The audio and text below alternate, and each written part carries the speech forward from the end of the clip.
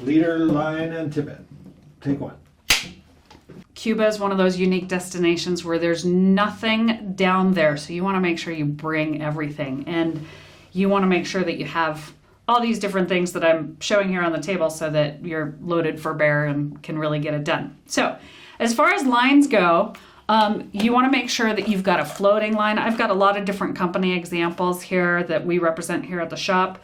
But you know, it's basically a matter of preference. So call the shop guys. They're happy to help walk you through the various different options. But you're going to want to start with an 8, 9, 10, or 11, depending upon what kind of reel and rod you have. But start getting floaters for all of those classes. So an 8 floater, a 9 floater for permit, and then a 10 or an 11 floater to match your particular line and rod or reel and rod setup. You'll go ahead and take them out of the box. You don't want to show up in Cuba with your lines in the box like this. Take them out of the box. And what's awesome when you get out of the box, get a lot of these lines out of the box. They're labeled on this plastic spool. This is a really handy way to be able to get them onto your reel. And most line companies now are including integrated. I think SA has these. They've actually noted the line here integrated into the line. So, you know, when you get back from your trip or you can't remember which line you've put on your reel, you can note on the line. If you have really bad eyes like I do, you'll have to get your glasses out to be able to read what the line is. But another trick that I do is I actually will put the line, I'll take a black Sharpie and I'll just put 11 floater on the bottom here so that I know that this line that I've put on here is an 11 floater. If then I mix it up and I put a different line on there, I'll take some alcohol and rub that off and put a new mark on there. So anyway, it's a matter of preference as far as lines go. You know, some people like the textured lines, some people like smooth lines. It's really just a matter of preference. But again, all floaters. And then I also brought this one in. This is an intermediate line. And as I said in my overview of reels to bring, you don't necessarily need to put this on a reel unless you have another reel to put it on. Otherwise, you can just literally throw this in the bag. If the weather's poor for a day, it's not the worst thing in the world to peel off your floater line and put on your intermediate on the boat. So this is a nice option to just have. But again, just take it out of the box and bring this spool down with you. That'll be sufficient. So that's the line overview for Cuba. Yeah, just start with your floaters and textured or smooth. It's a matter of personal preference. And make sure you've got the line that matches your rod and your reel weight going from 8, 9, up to your tarpon setup, which is going to be a 10 or 11 most of the time, potentially a 12. All right, so that takes care of the line aspect.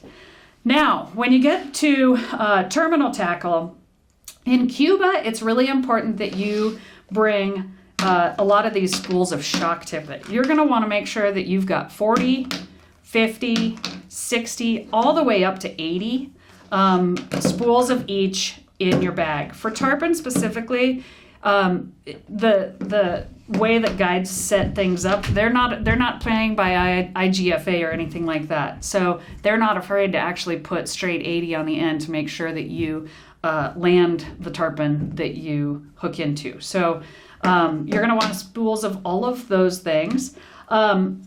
I also bring, this new Umpqua, this Deceiver HD, this pink fluoro. I used this just this past April in Cuba. It works great. I had good success. But make sure you've got weight classes all the way from 12, 16, 20. I have this all the way up to 40 pound. This is just Tippet if you don't have leader with you or tapered leaders with you. This is a great way to be able to build those. As far as tapered leaders and prepackaged stuff, you know, we've got Umpqua Hatch and SA here.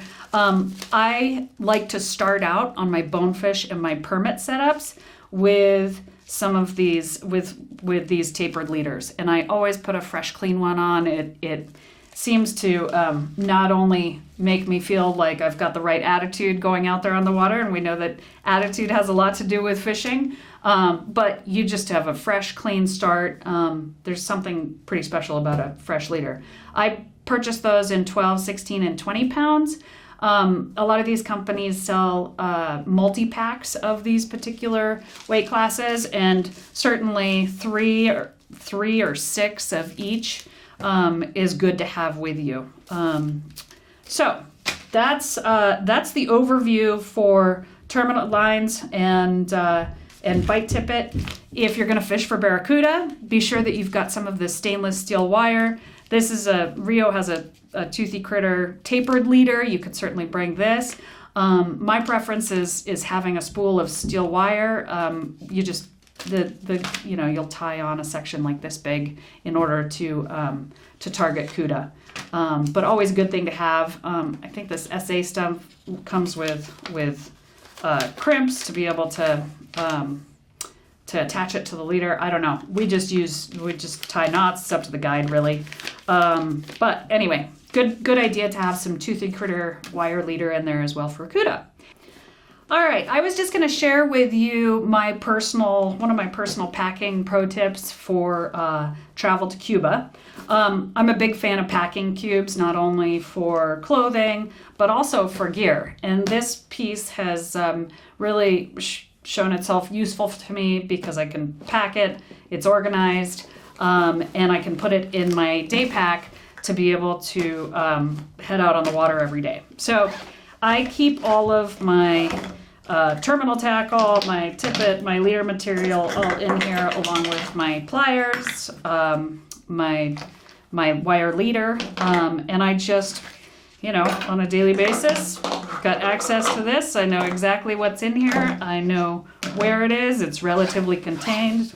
If it gets wet, not the worst idea in the world. I can dry it out quickly. And over here, I actually have this little plastic pocket, a Ziploc bag with a sticker on it will do just fine too. And this is what I keep my leaders in. Nice and easy to access, and keeps everything sorted. I also keep lens wipes in here, which are critical when you get some sunblock on your lenses. It's a nice idea to be able to clean those off so you can actually see. And then I've got bug spray and a basic first aid kit, sun gloves, strip guards for tarpon. Just a nice way to be able to contain everything in one spot when you are headed out for the day. So again, just a nice handy way to use a packing cube out on the water for your terminal tackle. These Patagonia ones are great, keep you organized. Just one of the many ideas that we've come up with based on experience fishing out in the salt.